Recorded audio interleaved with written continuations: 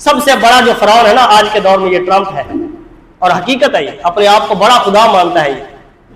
اس نے چند دن پہلے سوشل میڈیا پر اس کا ٹویٹر اکاؤنٹ ہے، ایکس اکاؤنٹ جس کو کہتے ہیں، اس پر اس نے ایک تصویر شیئر کی اور اس نے اس میں خود کو حضرت عیسیٰ علیہ السلام ظاہر کیا۔ حضرت عیسیٰ علیہ السلام ظاہر کر کے تصویر اپنی اے آئی سے جنریٹ کروا کر تصویر اس نے شیئر کر دی اور اپنے آپ کو کیا بتایا کہ میں عیسیٰ ہوں۔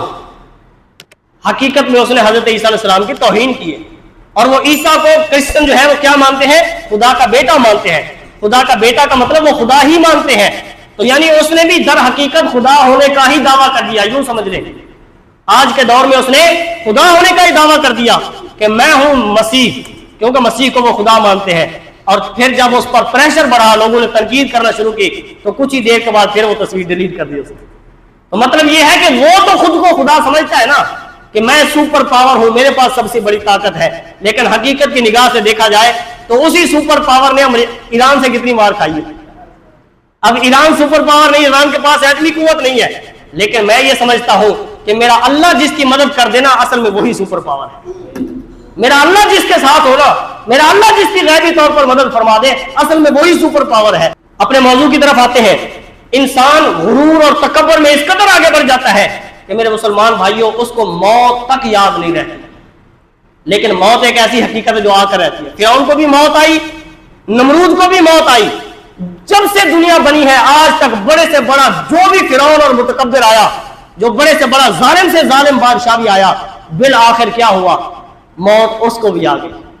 دنیا میں جس نے زمین کی خاطر جھگڑا کیا، جس نے قتل کیا وہ بھی مر گیا، اور جو قتل ہوا وہ بھی مر گیا، دونوں اس دنیا سے چلے گئے، زمین وہیں کی وہیں پڑی۔ جو بادشاہت کے لیے لڑا، جس کو جناب شکست ہوئی وہ بھی چلا گیا دنیا سے، اور جس نے جیت لی، اقتدار جس نے حاصل کر لیا، جس نے فتح حاصل کر لی، وہ بھی دنیا سے چلا گیا۔ یہ دنیا کی حقیقت ہے۔ اسی لیے فرمایا گیا کہ یہ جو دنیاوی زندگی ہے یہ صرف دھوکے کا سامان ہے، بالآخر موت سب کو آ کر رہنی ہے۔ حضرت امام حسن بصری رحمۃ اللہ علیہ ایک مرتبہ روم کے ملک میں چلے گئے، وہاں پر جا کر انہوں نے دیکھا کہ جنگل کے اندر ایک قبرستان ہے بہت بڑا، اور ایک قبر کے اوپر بہت بڑا خیمہ لگا ہوا ہے، اور خیمہ ریشمی کپڑے سے لگا ہوا تھا۔ اس ریشمی کپڑے کے خیمے کے باہر فوجی کھڑے تھے، سپاہی کھڑے تھے، اور کچھ وہاں پر انہوں نے بات کی خیمے میں، اور پھر وہاں سے چلے گئے۔ کچھ دیر کے بعد بڑے بڑے علماء آ گئے، پادری آ گئے، انہوں نے آ کر اس خیمے کے باہر کچھ بات کی اور وہ بھی چلے گئے۔ ہاں جی، پھر کچھ دیر کے بعد وزیر وزراء اور بادشاہ آ گئے، انہوں نے اس خیمے کے باہر کچھ بات کی اور چلے گئے۔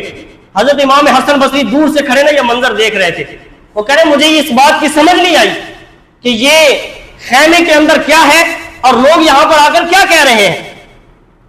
تو کسی کو پاس کوئی بندہ تھا، اس نے بتایا، اس نے کہا حضرت اس خیمے کے اندر جو قبر ہے نا وہ بادشاہ کے بیٹے کی ہے، جو اس علاقے کا بادشاہ ہے اس کے بیٹے کی قبر ہے، اور نوجوان بیٹا تھا وہ جوانی میں فوت ہو گیا۔ بادشاہ کو بہت ہی پیار تھا اپنے بیٹے سے۔ تو اب کیا ہوتا ہے جب سال گزرتا ہے وہی دن آتا ہے جس دن وہ بادشاہ کا بیٹا فوت ہوا تھا، تو اس دن بڑے بڑے جرنیل اور فوجی آتے ہیں اور اس کی قبر پر آ کر کیا کہتے ہیں؟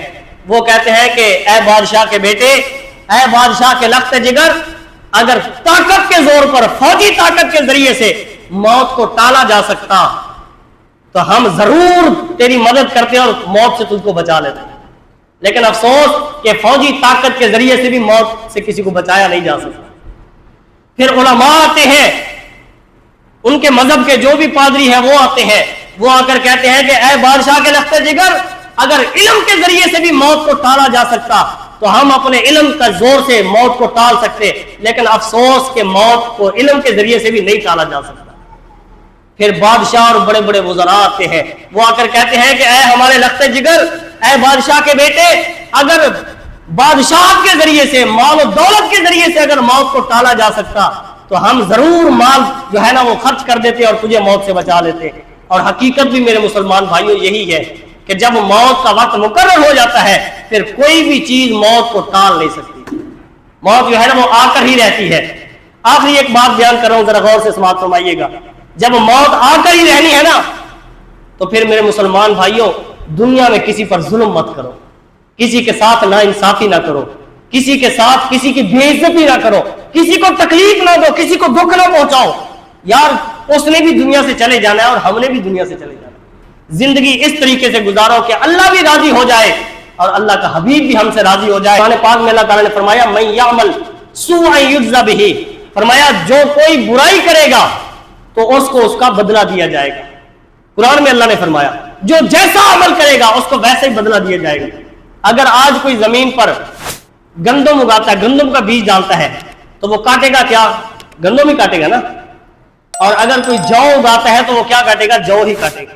अगर कोई कपास का बीज लगाता है तो वो कल को क्या काटेगा? कपास ही हासिल करेगा ना। तो इसी तरह मेरे भाइयों, जो किसी के साथ बुराई करेगा तो उसके साथ वैसे ही बदला होगा, जो किसी के साथ अच्छाई करेगा उसके साथ वैसे ही बदला होगा। और अल्लाह ताला दुनिया में दिखा देता है लेकिन बंदा नहीं मानता। अल्लाह दुनिया में दिखा देता है, बंदा उसको तस्लीम नहीं करता।